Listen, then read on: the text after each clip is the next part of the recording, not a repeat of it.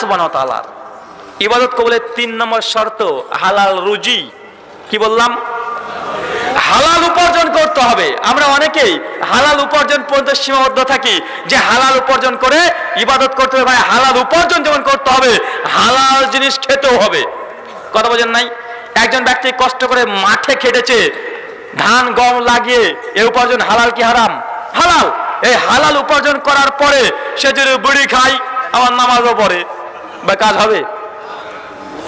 হালাল উপার্জন, কিন্তু হালাল টাকা দিয়ে হারাম জিনিস খাচ্ছে, বা ইবাদত কবুল হবে? হবে না। তাই মনে রাখবেন, এই বিষয়গুলো একাধিক আলোচনা হয়েছে। আসলে পয়েন্টগুলো ধরে দিচ্ছে আপনাকে। ইবাদত কবুলের 6টা শর্ত। 1, যে কোনো ইবাদত করার পূর্বে বিশুদ্ধ ঈমান লাগবে। কি লাগবে? বিশুদ্ধ ঈমান। 2, নিয়াত খাস আল্লাহর জন্য, ভয় ভীতি সহকারে হতে হবে। 3, যখন ইবাদত করার পূর্বে হালাল জিনিস খেতে হবে, হালাল উপার্জন করতে হবে। 4, যে কোনো ইবাদত করার পূর্বে এটা সুন্নাতি তরিকায় হতে হবে। 5, ইবাদত প্রত্যেকটা বিদআত মুক্ত অবস্থা হতে হবে। 6, প্রত্যেকটা ইবাদত শিরক মুক্ত অবস্থা হতে হবে, যেটা শাইখ আলোচনা করেছে। এই ইন টোটাল 6টা শর্ত সাপেক্ষে যদি ইবাদত করেন, তবে আল্লাহ আপনার ইবাদত কবুল করবেন। অন্যথা আপনার কোনো ইবাদত। শ্বাস পাচ্ছেন না? আপনাকে 100 টাকা দেবো, বলেন, একদম বাংলাদেশের টাকা, মুজিবের ছবি আছে, বলেন কে পারবেন? 1 ঘন্টা 1.5 ঘন্টা আলোচনা শুনলেন, 100 টাকা লাভ করেন। এখানে 100 টাকা আছে।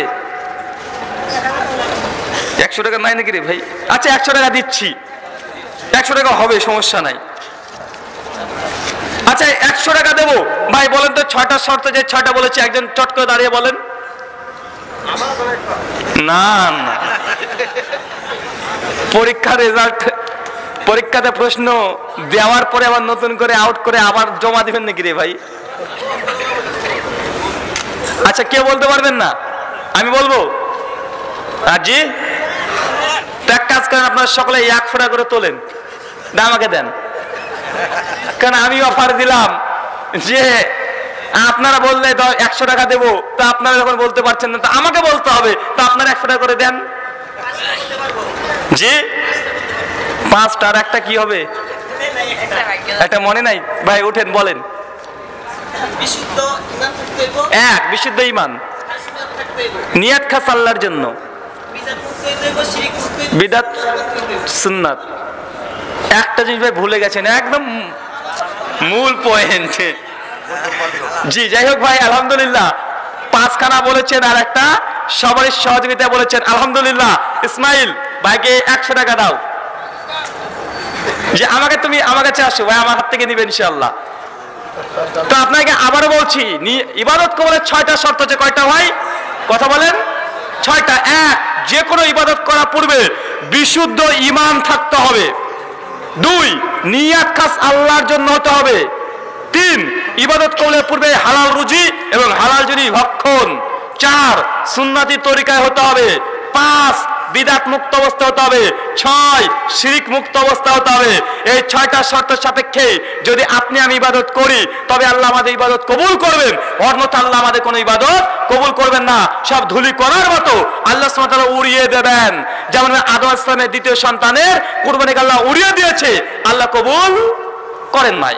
মহান সত্য আল্লাহর কাছে দোয়া, এই প্রার্থনা, আল্লাহ সুবহানাহু ওয়া তাআলা তুমি আমাদেরকে এই 6টা শর্ত সাপেক্ষে ইবাদত করার তৌফিক দান করো। সকল বলি আল্লাহুম্মা আমিন। মহান সত্য আল্লাহর কাছে দোয়া, এই প্রার্থনা, আল্লাহ ইবাদত করার পূর্বে ভয় ভীতি সকল যেন ইবাদত করতে পারি, আল্লাহ সে তৌফিক দান করো। সকল বলি আল্লাহুম্মা আমিন। নাম কি ভাই? আব্দুল নূর। জাযাকাল্লাহ খাইরান। আল্লাহ এর জন্য আমাকে কবুল করে দোয়া করবেন। জি, জাযাকাল্লাহ খাইরান। আসসালামু আলাইকুম ভাই। 100 টাকাটা বড় কথা নয় ভাই, উনি বলতে পেরেছেন ভরা মজলিসে, এটাই বড় কথা। আপনারা যদি বলতে পারতেন, আপনারা 100 টাকা পেতেন, কিন্তু আপনারা সুযোগটা নেন নাই, আপনারা দুর্ভাগা।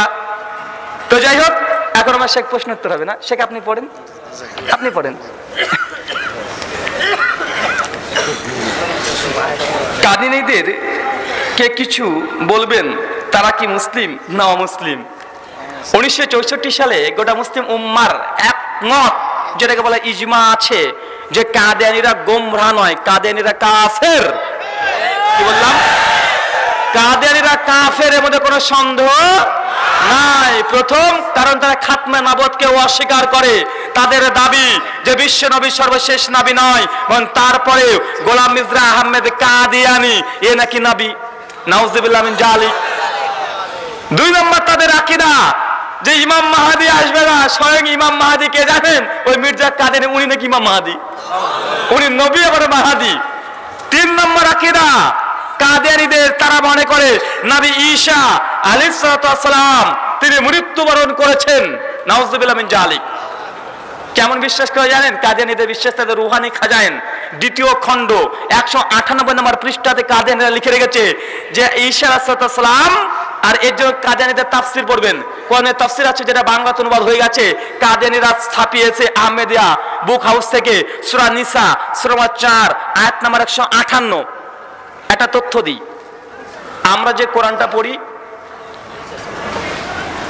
আসলে ওমা কাতালুহু ওমা সালাবুহু, তাকে ক্রুশবিদ্ধ করে নাই, হত্যা করে নাই। এটা ওসমানী যে নুসখা, আপনার কাছে আমার কাছে যে কোরআনটা আছে এটা কত নম্বর আয়াত? 157 নম্বর আয়াত। কিন্তু কাদিয়ানীদের কোরআন দেখবেন এটা 158তে আছে। কেন? এরা প্রত্যেকটা সূরার বিসমিল্লাহকে দ্বারা একটা যোগ করে তারা গণনা করে, তার জন্য আমরা যে রেফারেন্স দিই তাদের রেফারেন্স সঙ্গে মিলবে না, বরং 1 নম্বর যুক্ত করে করতে হবে। কথা বুঝতে পারছেন? কাদের তাফসীর দেখেন, কোরআনের তাফসীর করেছে সূরা নিসা 158 নম্বর আয়াতের তাফসীরে যে ঈসা আলাইহিস সালাম মারা গিয়েছে। বিস্তারিত ঘটনা কি লিখেছে জানেন? আশ্চর্য হয়ে যাবেন।